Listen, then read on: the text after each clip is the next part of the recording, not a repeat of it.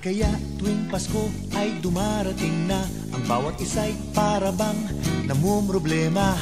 Di mo alam ang regalong ibibigay ngayong kahirap na nitong ating buhay. Meron pa kayang Caroling at Noche Buena kung tayo naman ay kapos at wala ng pera? Nakakahiya kung muling pagtaguan mo ang iyong mga inaanak sa araw ng Pasko. Ngunit kahit na anong mangyari, ang pag-ibig sana'y maghari. Sapat ng si Jesus ang kasama mo, tuloy pa rin ang Pasko.